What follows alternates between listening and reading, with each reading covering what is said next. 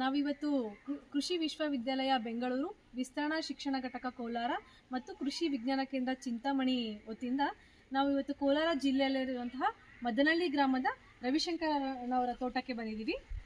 ಅವರ ಕೃಷಿ ಪ್ರಯಾಣ ಯಾವ ಥರ ಇತ್ತು ಅಂತ ಹೇಳ್ಬಿಟ್ಟು ಅವರಿಂದ ತಿಳ್ಕೊಳ್ಳೋಣ ಇವತ್ತು. ಅಣ್ಣ, ನಿಮ್ಮ ಬಗ್ಗೆ ಕಿರು ಪರಿಚಯನ ಮಾಡಿಕೊಡ್ಬೇಕು ಅಂತ ಹೇಳ್ಬಿಟ್ಟು ವಿನಂತಿಸ್ಕೊಳ್ತೀನಿ. ನಮಸ್ಕಾರ. ನಮಸ್ತೆ ಅಣ್ಣ. ಮೇಡಮ್, ನನ್ನ ಹೆಸರು ರವಿಶಂಕರ್ ಅಂತ, ಮದನಹಳ್ಳಿ, ಕೋಲಾರ ತಾಲೂಕು, ಕೋಲಾರ ಜಿಲ್ಲೆ. ನಮ್ಮದು ಅವಿಭಕ್ತ ಕುಟುಂಬ, 12 ಜನ ಸದಸ್ಯರು ಒಳಗೊಂಡ ಅವಿಭಕ್ತ ಕುಟುಂಬ.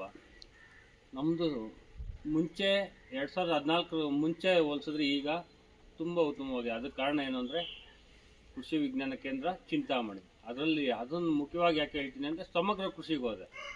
ಸಮಗ್ರ ಕೃಷಿಗೆ ಹೋದ್ಮೇಲೆ ಯಶಸ್ಸು ಆಯಿತು. ಸದಸ್ಯರು ಎಲ್ಲರೂ ಕೂಡ ಕೃಷಿ ಮಾಡ್ತೀರಾ ಅಂತ ಹೇಳಿದ್ರಿ. ಸೊ ಒಟ್ಟಾರೆ ಎಷ್ಟು ಎಕರೆ ಪ್ರದೇಶದಲ್ಲಿ ನೀವು ಸಮಗ್ರ ಕೃಷಿಯನ್ನ ಅಳವಡಿಸ್ಕೊಂಡಿದ್ದೀರಾ ಅಣ್ಣ? ಮೇಡಮ್, ನಮ್ಮದು 28 ಎಕರೆ ಜಮೀನಿದೆ.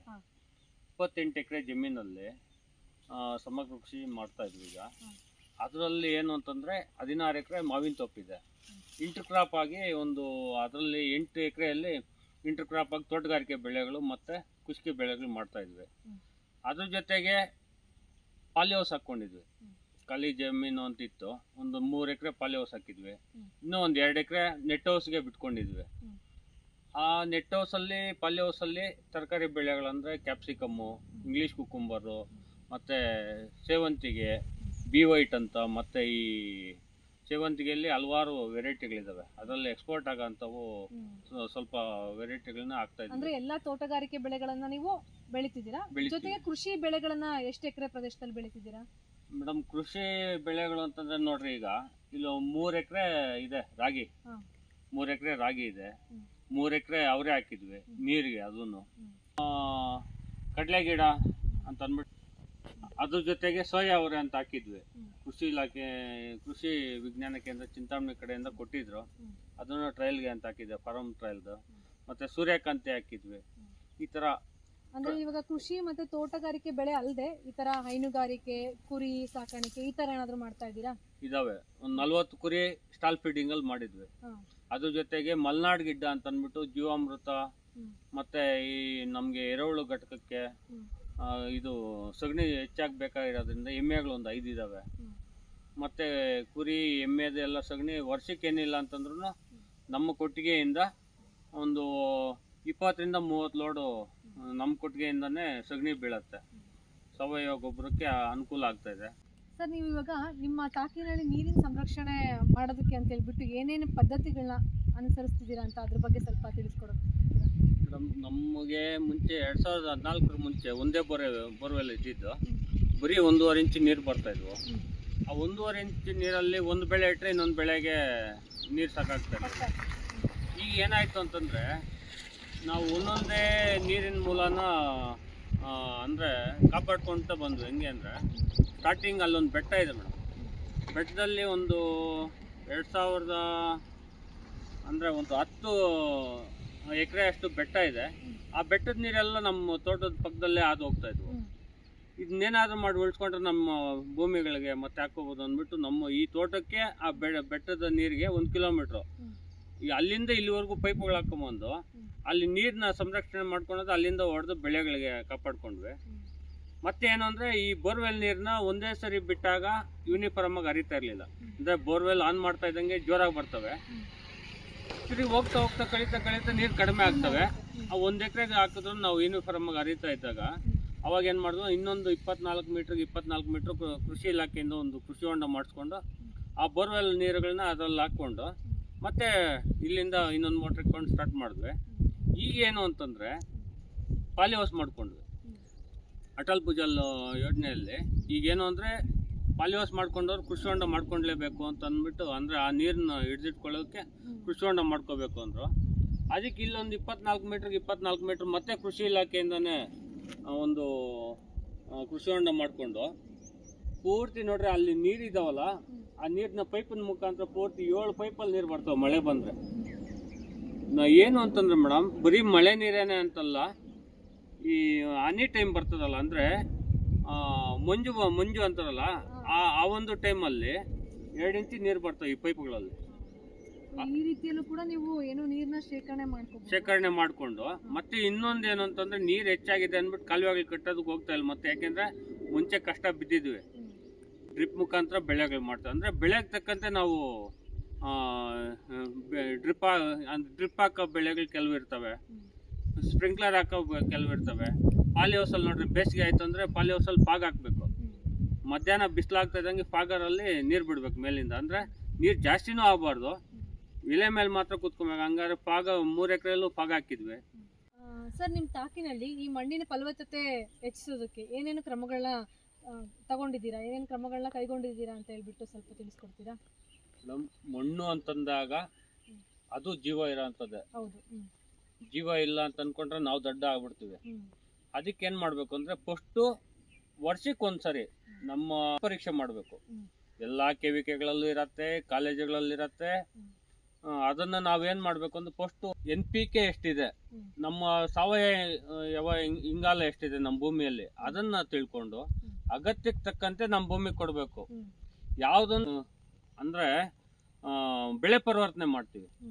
ತರಕಾರಿ ಬೆಳೆ ಹಾಕಿದ್ಮೇಲೆ ಒಂದ್ಸರಿ ಮತ್ತೆ ಅದನ್ನ ಕ್ರಾಪ್ ರೊಟೇಷನ್ ಅಂತಂದಾಗ ಹೂಕ್ಕೆ ಹೋಗ್ತೀವಿ.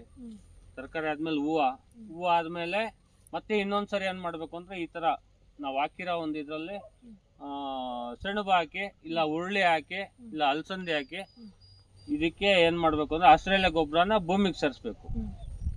ಆಮೇಲೆ ಏನು ಮಾಡಬೇಕು ಅಂತಂದರೆ ನಾವು ಬೆಳೆ ಮಾಡೋದಕ್ಕೆ ಹೋದರೆ ತುಂಬ ಚೆನ್ನಾಗಿ ಬರುತ್ತೆ ಬೆಳೆ.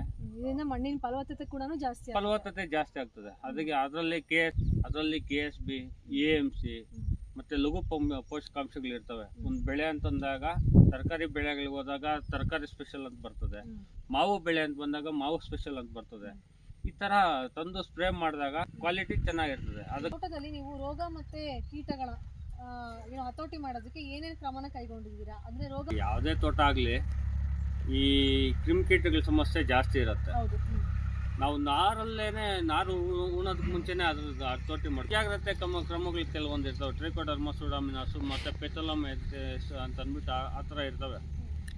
ಅವನ್ನೇನು ಮಾಡಬೇಕು, ಗೊಬ್ಬರದ ಜೊತೆಗೆ ಒಂದು 15 ದಿನ ಮುಂಚೆನೇ ಅದನ್ನ ರೆಡಿ ಮಾಡ್ಕೊಂಡು ಇಟ್ಕೊಂಡಿದ್ದು ಗೊಬ್ಬರದ ಜೊತೆಗೆ ಮಿಕ್ಸ್ ಮಾಡಿ ಕೊಟ್ಬಿಟ್ಟಾಗ ನಮ್ಮ ಭೂಮಿಯಲ್ಲಿರೋಂಥ ವಿಲ್ಟ್ ಸಮಸ್ಯೆ ಕಡಿಮೆ ಆಗ್ತದೆ. ಮತ್ತು ಇನ್ನುಗಳೇ ಹೊಡಿತಾ ಇದ್ರೆ ಅದಾಗಲ್ಲ.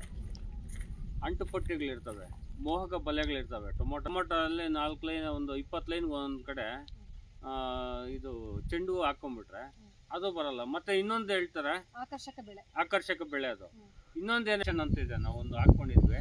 ನಮ್ಗೆ ಕ್ಯಾಪ್ಸಿಕಮ್ಮಲ್ಲಿ ಹಾಕಿದ್ದು ಮುಂಚೆ, ಇದೇ ಫೀಲ್ಡಲ್ಲಿ ಕ್ಯಾಪ್ಸಿಕಮ್ ಇತ್ತು. ಕ್ಯಾಪ್ಸಿಕಮ್ ಆದಮೇಲೆ ಹೂವು ಹಾಕಿದ್ವಿ. ತೇವಾಂಶ ಎಷ್ಟಿದೆ ಅಂತ ತೋರಿಸ್ತದೆ, ಮಳೆ ಎಷ್ಟು ಬಿದ್ದಿದೆ ಅಂತ ತೋರಿಸ್ತದೆ, ಔಷಧಿ ಹೊಡೆಯೋದು ಕ್ಲೈಮೇಟ್ ಇದೆಯಾ ಇಲ್ಲ ಅಂತ ತೋರಿಸ್ತದೆ, ಯಾವ ಕೀಟ ಇದರಲ್ಲಿ ಬಿದ್ದಿದೆ, ನೀವು ಯಾವ ಔಷಧಿ ಹೊಡಿಬೇಕು ಅಂತ ತೋರಿಸ್ತದೆ.